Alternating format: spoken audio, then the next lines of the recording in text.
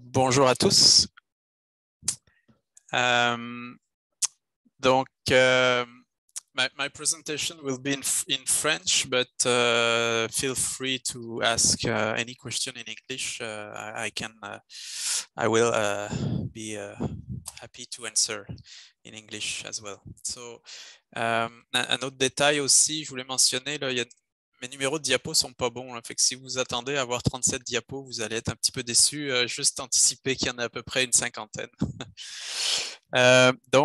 Aujourd'hui, c'est ça, je vais vous parler de télédétection de la biodiversité dans un contexte de données massives et d'intelligence artificielle. Donc, ma présentation, en fait, va être à peu près en 3 parties distinctes. Je vais d'abord aborder quelques éléments de télédétection pour les gens qui ne sont pas nécessairement familiers avec cette discipline-là. Ensuite, je parlerai plus précisément de la télédétection de la végétation et de la faune. Et puis ensuite, j'aborderai justement les potentiels, les défis, les perspectives en lien avec principalement l'intelligence artificielle. Donc, la télédétection de la biodiversité, si on part à la base au niveau de la biodiversité, habituellement, l'étude de la biodiversité se focalise sur 3 aspects en fait de variations qui sont étudiées. On parle de structure, variation au niveau des fonctions et au niveau des compositions, et ce à une multitude d'échelles et de niveaux d'organisation biologique là, qui vont de l'enzyme jusqu'à la biosphère. Donc, c'est sûr que moi, dans ma présentation aujourd'hui, je vais parler principalement de population, d'individus, là, étant donné que c'est l'échelle la plus commune qu'on étudie au niveau de la télédétection. Mais bon, il faut savoir qu'il y a des choses qui se font, notamment en intelligence artificielle, là, qui est très large et puis qui est un outil de traitement de données assez diversifié, puis qui peut être impliqué aussi dans le traitement de données à toutes les échelles.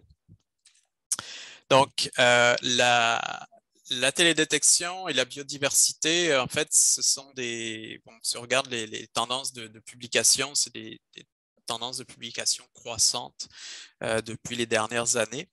Et les deux combinés ensemble sont aussi c'est une tendance croissante depuis plusieurs années. La combinaison des deux, en fait, est représentée par les barres grises et, qui représentent le nombre de publications. Donc, on peut classer en 4 catégories principales de télédétection de la biodiversité. Donc, la cartographie d'habitat, la cartographie d'espèces, l'étude de la diversité fonctionnelle et l'étude de la diversité spectrale. Donc, c'est à peu près les 4 catégories qu'on retrouve avec différents exemples ici.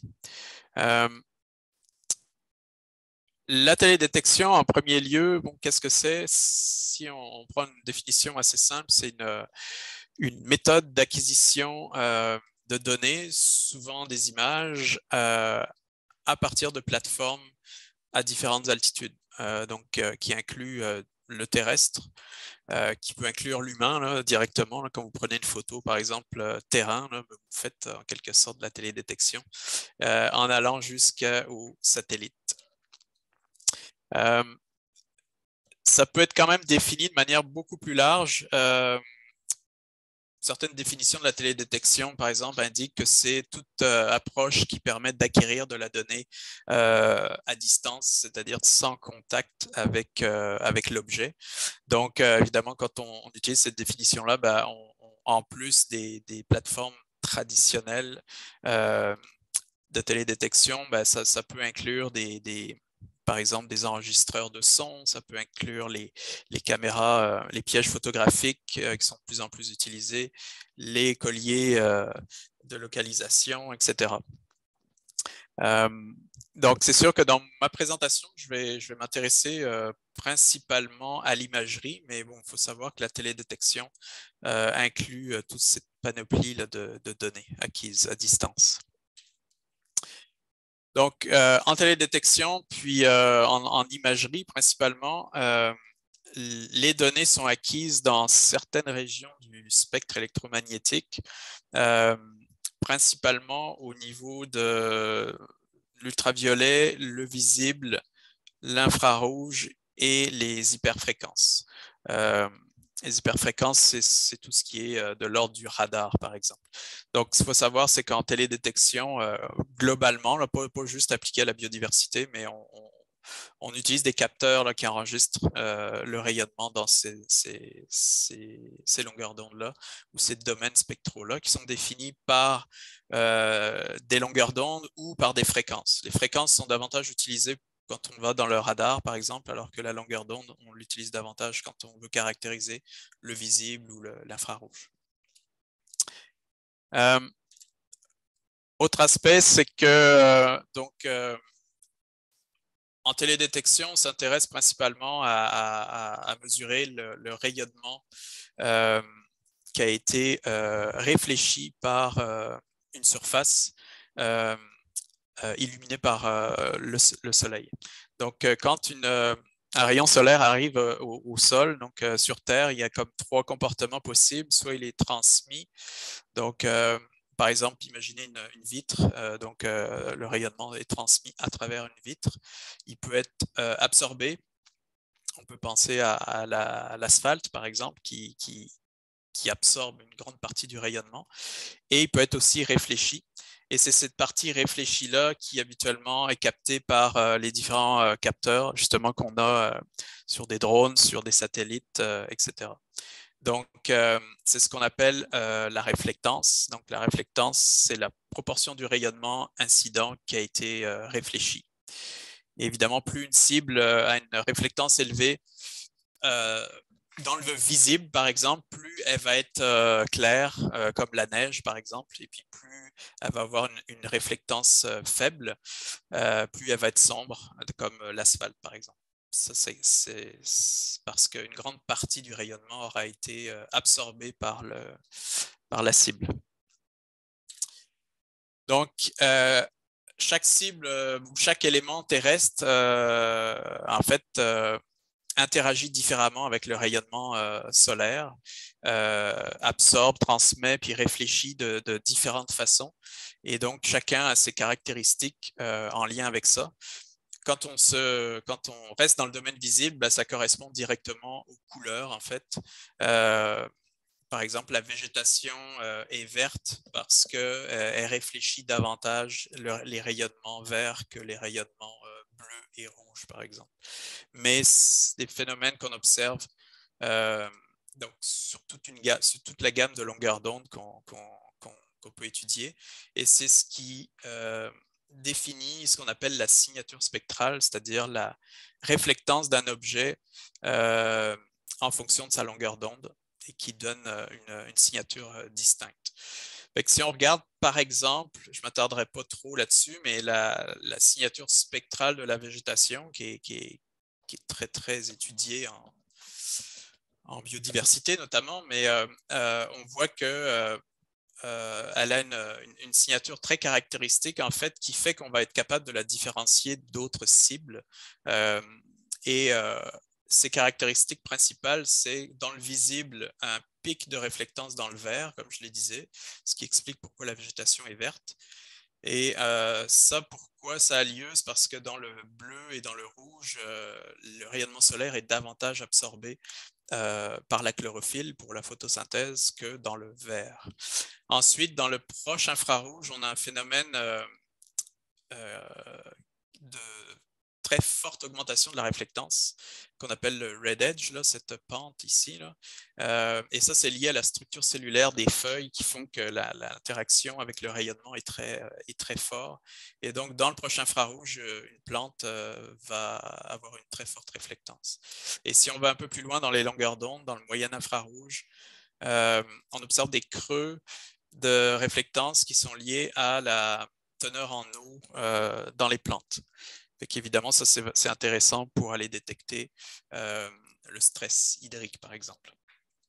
Donc, ces signatures-là permettent d'étudier différentes choses au niveau de la végétation. Par exemple, la distinction entre les espèces, parce que même si les signatures spectrales sont similaires, elles ne sont jamais exactement les mêmes en fonction des espèces. On peut aussi étudier des problèmes de maladies, par exemple, ou de sénescence des feuilles, sachant que dès que les feuilles vont commencer à être stressées ou avoir des maladies, ça va changer notamment leur composition en pigments, puis ça va avoir un effet direct sur la réflectance. Donc, évidemment, quand on observe la Terre, ben, on observe une grande diversité de cibles. On peut avoir du gazon, par exemple, du béton, du sable, de la végétation, etc. Et donc,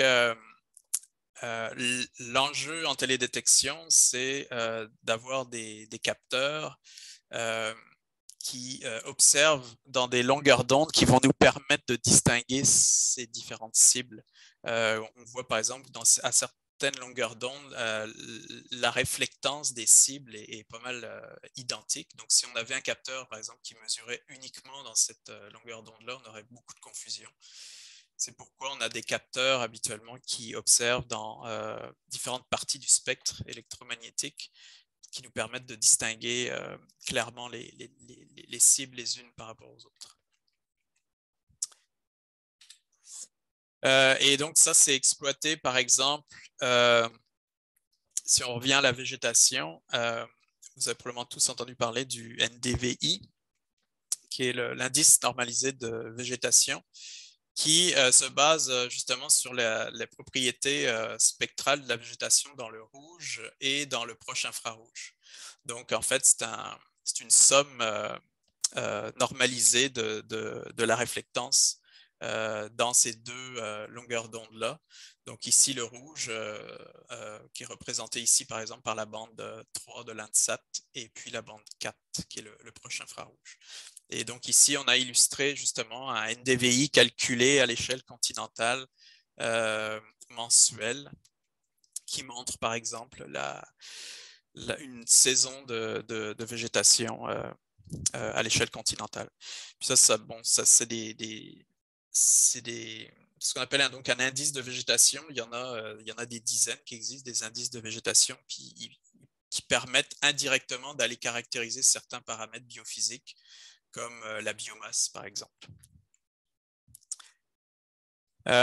Pour terminer sur la télédétection, je voudrais juste aborder trois éléments un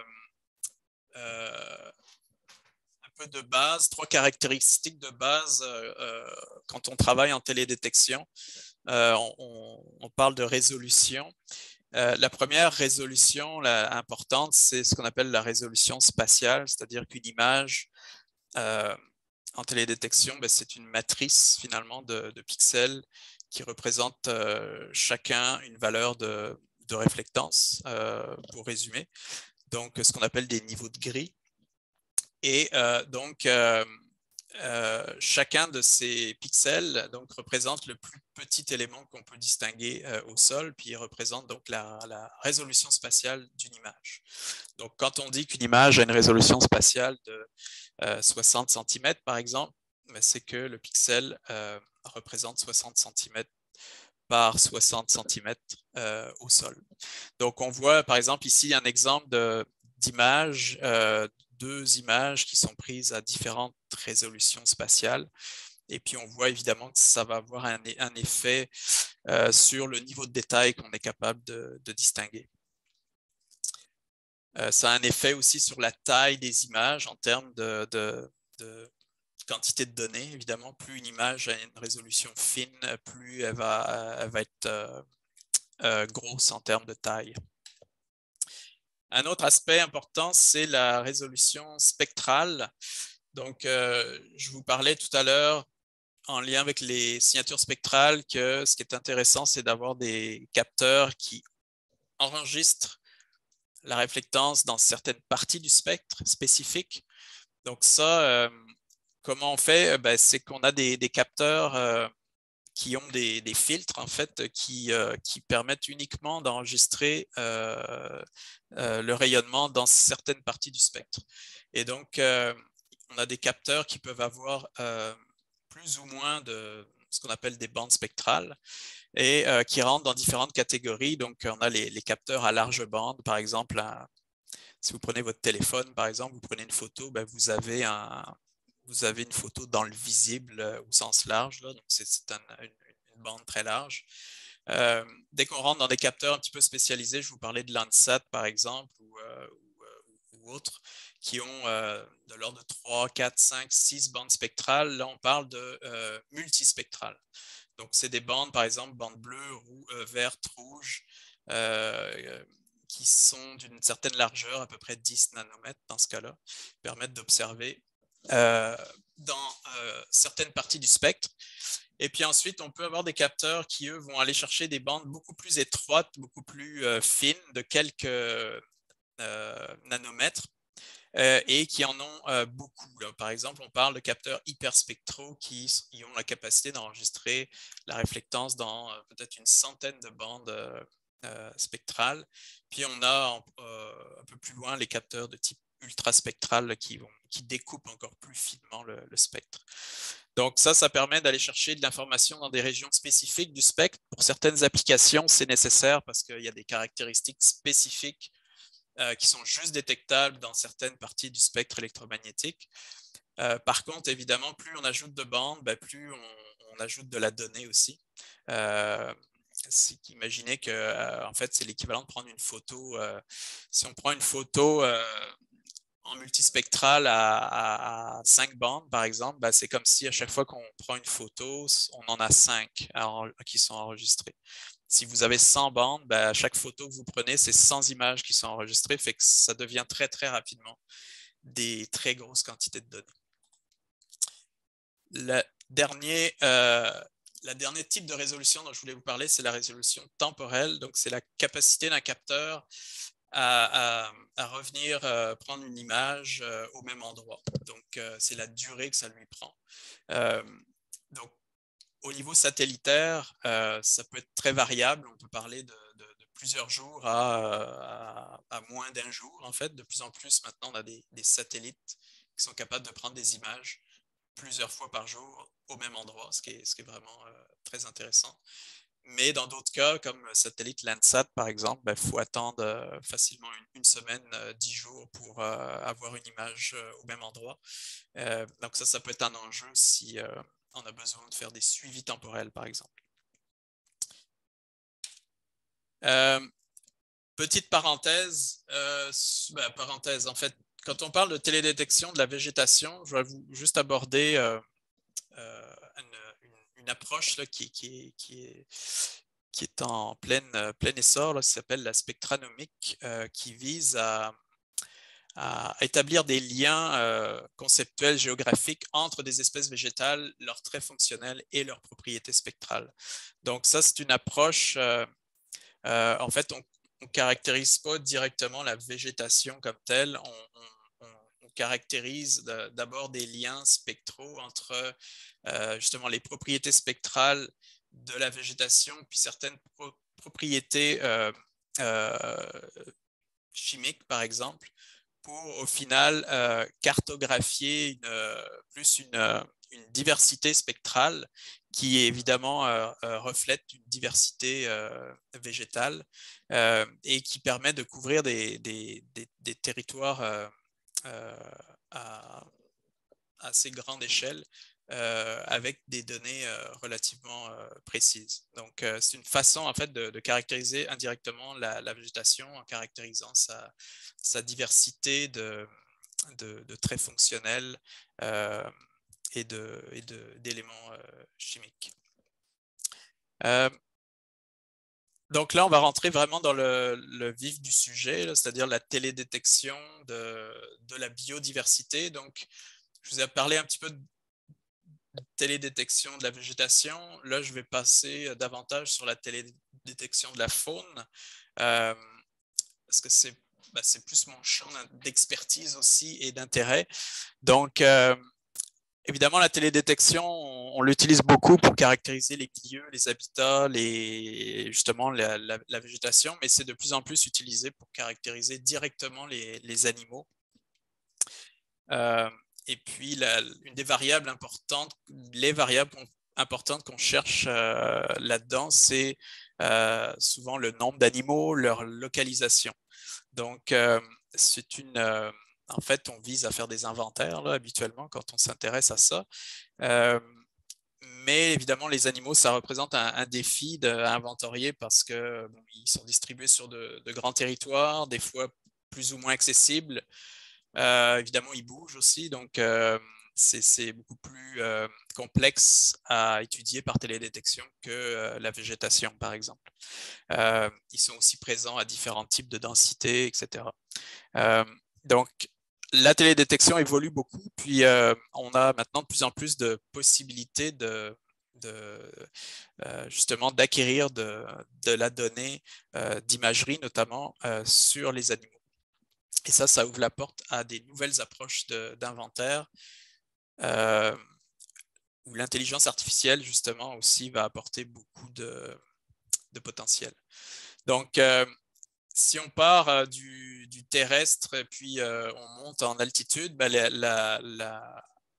un des outils là, qui s'est beaucoup développé dans les dernières années, c'est les caméras, les pièges photographiques qui sont vraiment très, très utiles pour caractériser la faune, détecter la faune. Donc, c'est des techniques qui restent quand même limitées parce qu'évidemment, on couvre de petits territoires, on couvre les territoires où on est capable d'installer les caméras. Et c'est aussi très, très énergivore à traiter parce que souvent, on va récolter des milliers d'images et souvent, ces images-là aussi sont traitées manuellement. Donc, ça, on y reviendra un petit peu plus tard, mais là encore, l'intelligence artificielle a beaucoup fait progresser ce domaine-là, parce que maintenant, on est capable d'analyser automatiquement ce genre d'images à partir de banques de données là, qui sont entraînées et des modèles basés sur l'intelligence artificielle qui sont entraînés pour détecter les animaux. Donc, on peut facilement scanner, par exemple, des milliers d'images et aller détecter les espèces qui sont détectées. Si on monte un petit peu en altitude avec la télédétection aérienne, donc là, par exemple, c'est un exemple d'imagerie par drone. Donc ça, évidemment, ça permet de couvrir de plus larges, des territoires plus larges. Et l'avantage aussi, c'est qu'on peut aller chercher des capteurs dans différentes parties du spectre électromagnétique, comme je le disais tout à l'heure. Ici, par exemple, on a une image en visible sur laquelle on a en théorie 2 cerfs de Virginie qu'on devrait détecter. Donc, sont très difficiles à voir parce qu'il y a très peu de contraste avec l'arrière-plan. Mais si on utilise une image thermique, ben là, on voit tout de suite l'information supplémentaire que ça permet d'apporter. Donc ici, on voit les cerfs en fait en blanc là, qui représentent la température plus élevée que le milieu environnant. Donc maintenant qu'on le sait, on est capable de les voir sur l'image visible, mais a priori, c'était pas évident.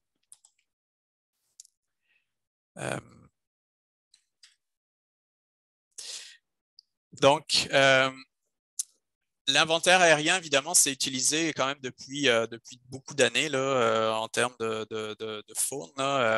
Beaucoup d'agences, de ministères utilisent ça régulièrement. Donc ici, par exemple, c'est un exemple d'inventaire de caribous en Alaska, où on voit que ça couvre de grands territoires. Il peut y avoir des animaux qui sont... il peut y avoir beaucoup d'animaux en fait sur ce genre de territoire. Donc il reste un défi lié à la capacité de compter ces animaux-là. Actuellement, par exemple, en Alaska, ça se fait manuellement. Donc, imaginez, ils prennent les photos et puis après, ils comptent à la main tous les individus. Donc, ça représente évidemment beaucoup de temps. Dans ces cas-là, on a des complexités aussi qui est liée à la densité, à l'effet d'ombrage, au contraste avec l'arrière-plan. Donc, ça complexifie beaucoup le processus. Ça peut être aussi un défi d'inventarier des animaux dépendamment du type d'habitat où on est. Donc, évidemment, milieu aquatique, par exemple, bah, ça rajoute un niveau de complexité, voir des animaux dans l'eau ou sous l'eau, à cause évidemment de la turbidité de l'eau, par exemple. Et puis, les animaux dans les airs, par exemple, représentent aussi un autre défi important quand on veut faire de l'inventaire. Donc, de plus en plus, il y a aussi des approches qui explorent l'utilisation de l'imagerie satellitaire pour la détection phonique. Il faut savoir que actuellement, les images satellites, le maximum de résolution spatiale qu'on peut avoir, c'est 30 cm, en tout cas accessible aux civils. Donc, ici, c'est des exemples de détection de baleines. En fait, on a beluga en bas ici, puis ici, c'est des baleines franches, si je ne me trompe pas. Donc, en imagerie aérienne et en imagerie satellitaire. Donc, on voit que on est capable quand même de les voir, mais ça représente évidemment en satellite des défis parce qu'on atteint la limite de détectabilité là, avec 30 cm. C'est le niveau de détectabilité limite. Ici, c'est un autre exemple avec des ours polaires, avec une image ici à 60 cm de résolution à gauche et ici une image à 2,4 mètres. Donc 2,4 mètres, on voit, en tout cas moi je ne les vois pas, là. Il y a des flèches mais on ne les voit pas. Ici on les voit, on les détecte. Mais évidemment,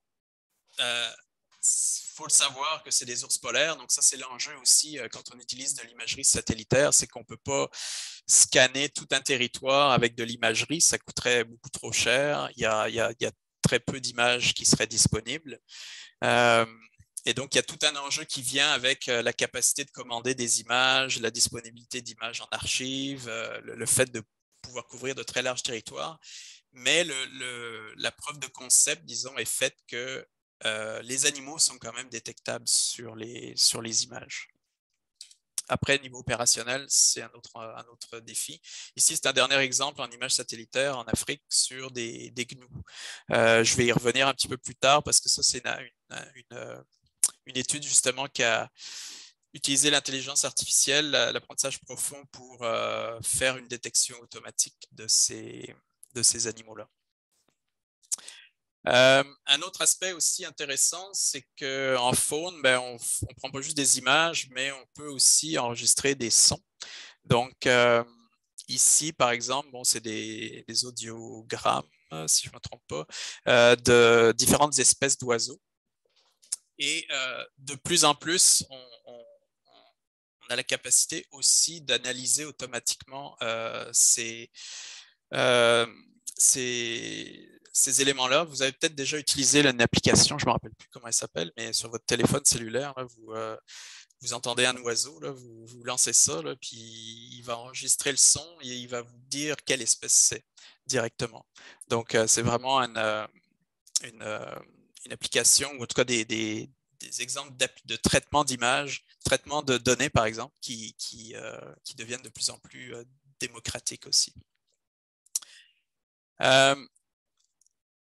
Bon, les défis, j'en ai déjà parlé un petit peu, là, mais pour résumer, en fait, les défis de la télédétection pour la biodiversité, qui sont en même temps aussi des avantages, en quelque sorte, c'est que, évidemment, le premier, c'est qu'on a un nombre croissant de sources de données. Là, on devient, en fait, le défi ne devient plus vraiment qu'on manque de données. Le défi, c'est qu'on a trop de données pour être capable de les traiter ou de les gérer, en tout cas dans certains cas.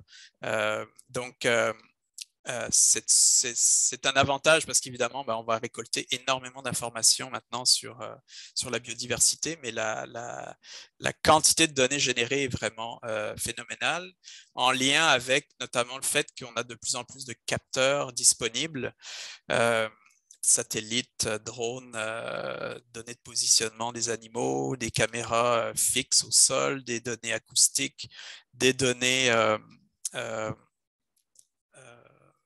public ou de la communauté aussi, là, qui sont de plus en plus abondantes et importantes à intégrer dans le traitement de données. Donc, tout ça fait qu'on a beaucoup de données de différents formats, de différentes sources. Donc, la mise en relation de ces données-là, ça représente potentiellement, c'est un des défis des prochaines années, c'est de mettre tout ça ensemble et puis d'être capable d'intégrer tous ces éléments-là. À ce niveau-là, il y a aussi des tendances en machine learning, par exemple, qui visent à intégrer ce qu'on appelle des données multimodales, c'est-à-dire qui viennent de différentes sources d'informations. Donc ça amène justement à un déluge de données là, qui fait qu'évidemment l'enjeu ici, c'est d'être capable de trier et puis de sélectionner les données qui nous intéressent. Donc, ce qu'on appelle le forage de données, le data mining, là, qui devient un aspect vraiment important maintenant dans notre capacité à analyser ces données-là. En lien avec ça, c'est un enjeu d'expertise parce que ces données-là ont toutes quand même leur spécificité. Il y a de la donnée d'imagerie, il y a de la donnée acoustique, il peut y avoir de la donnée d'ADN environnemental, il peut y avoir de la donnée à la rigueur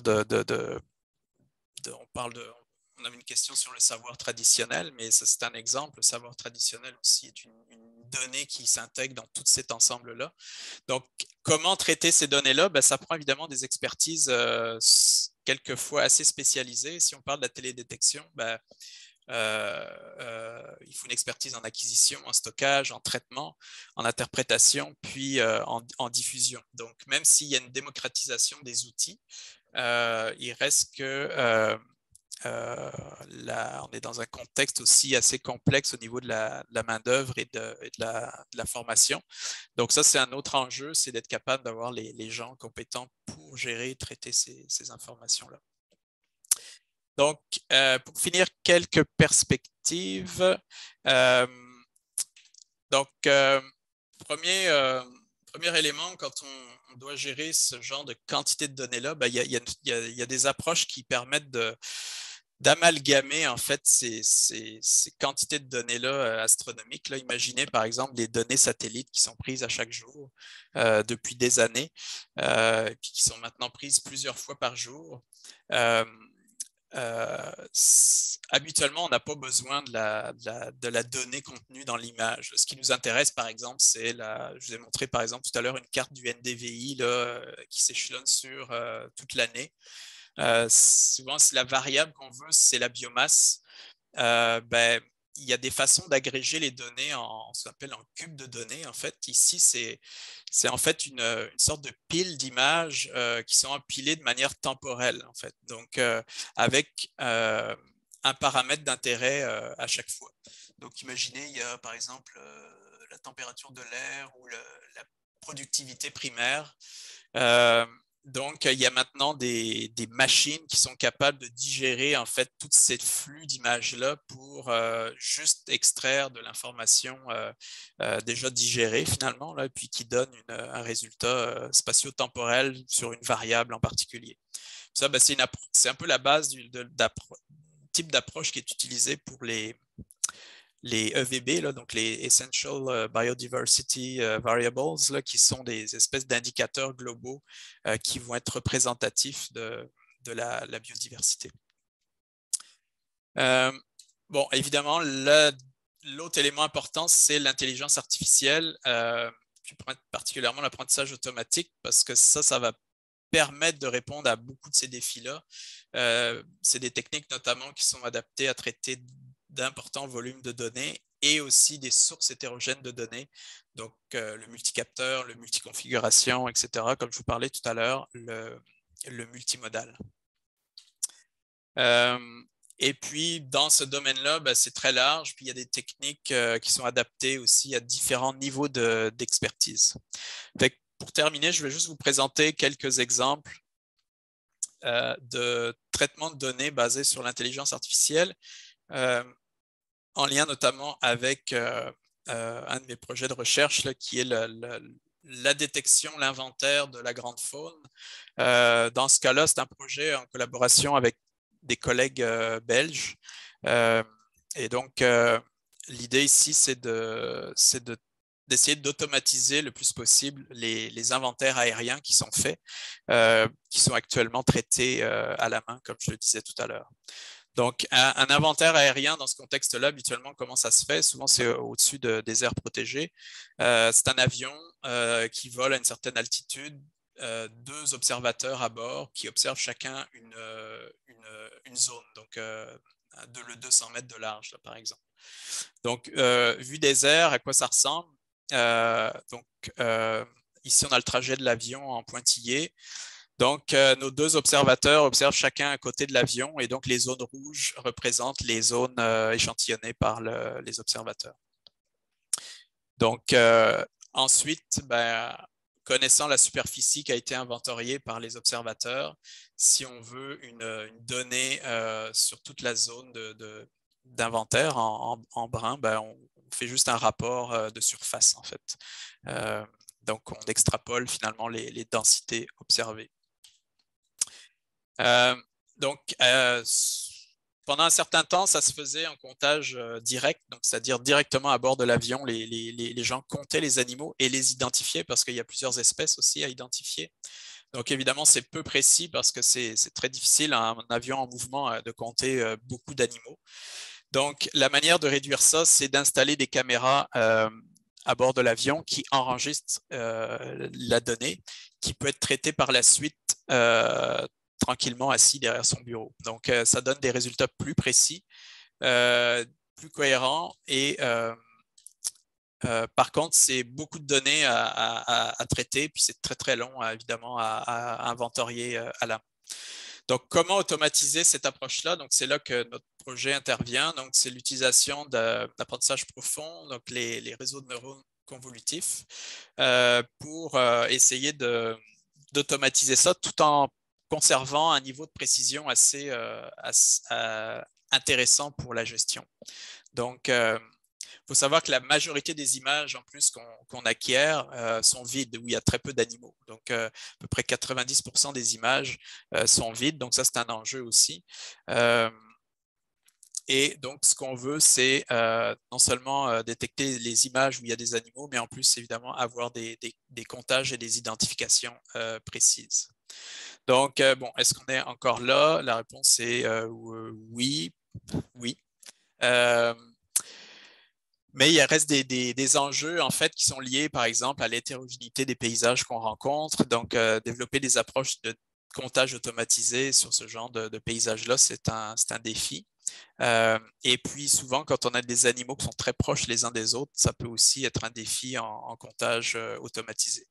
Donc, dans ce cas-là, l'étudiant Alexandre Delplante, là, qui travaille là-dessus, est allé chercher des réseaux en fait qui sont entraînés plus à détecter des foules, parce qu'il y a beaucoup de similitudes entre les troupeaux de grands mammifères et les foules, d'un point de vue uniquement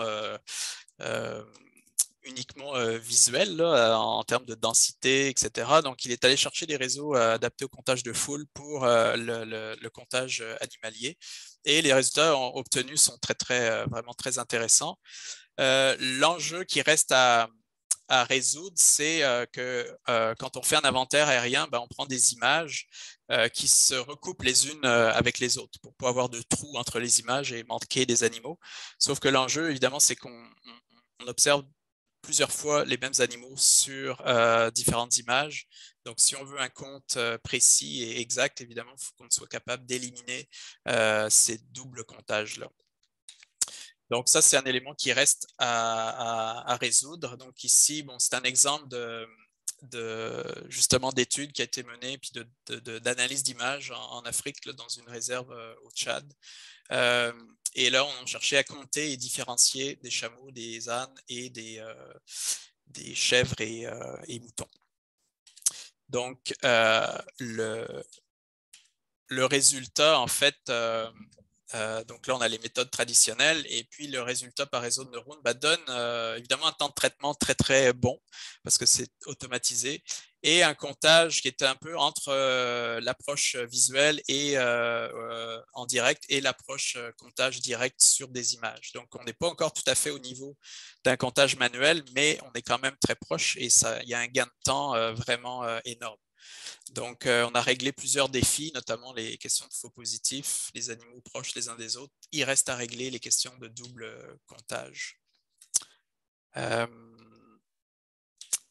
Donc, ça, c'est bon pour ça. Donc, ça, c'est des exemples justement d'images prises par avion, donc en visée oblique, et le résultat de la détection automatisée par le réseau qui a été développé.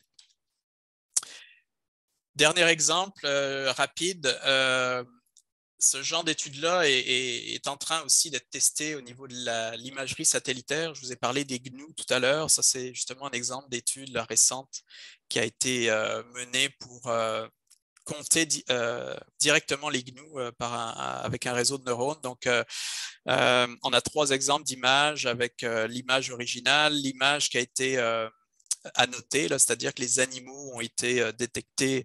Il y a quand même beaucoup de travail manuel à faire dans ces approches-là parce qu'évidemment, il faut entraîner les réseaux à reconnaître. Donc, pour les entraîner, il faut leur dire où sont les animaux. Et puis ça, habituellement, on n'a pas le choix de le faire manuellement. Donc, chaque croix rouge représente un animal qui a été localisé manuellement. Et ça, c'est la détection faite par le réseau. Et ça, c'est l'évaluation finale. Donc, en rouge, c'est correct. En jaune ou en bleu, c'est soit des faux positifs ou des faux négatifs. Et puis, de manière plus générale, il y a d'autres paramètres qui sont potentiellement qu'on peut extraire à partir d'imagerie par machine learning. Là, de manière générale, on a évidemment la détection localisation, comme je vous l'ai montré. On peut avoir de la détection d'individus, d'estimation de posture et évidemment de la reconstruction de l'habitat aussi, qui est faisable. Et puis, ce que j'ai oublié de dire aussi, c'est qu'un des enjeux ici, dans cette étude-là, par exemple, c'est au niveau satellitaire, on n'est pas capable de distinguer entre les espèces. Quand il y a plusieurs espèces, là, la résolution n'est pas rendue là. Contrairement à ici, par imagerie aérienne, on a une meilleure résolution, on est capable de faire cette distinction-là. Donc, pour finir, d'autres solutions possibles et des choses qu'il va falloir développer dans le futur, c'est évidemment le partage de données. Parce qu'il y a des grosses quantités de données, mais elles ne sont pas nécessairement toutes publiques non plus. Là. Donc, les réseaux de neurones, notamment l'intelligence artificielle en général, requièrent beaucoup de données pour développer les modèles. Donc, le partage de données est vraiment crucial pour avoir des banques de données les plus larges possibles pour entraîner les modèles. Et évidemment, plus on a de données, plus les modèles sont précis. Donc, il y a des plateformes qui existent déjà, par exemple, pour partager des images drones, partager des images de végétation. On a aussi de plus en plus de projets à grande échelle en fait qui visent à mutualiser les données et puis à mutualiser surtout les annotations aussi de données. Quand on parle d'images satellites, il y a beaucoup de barrières là, pour avoir des images. Je ne sais pas si vous avez déjà travaillé un peu avec des images, mais quand vous achetez une image, ça vient avec une licence. Donc, ce n'est pas parce que vous achetez une image que après, vous pouvez la partager avec n'importe qui, par exemple. Donc, satellite, là, je parle. Donc, ça, c'est vraiment très, très restrictif. Et puis, évidemment, ça coûte habituellement très cher aussi.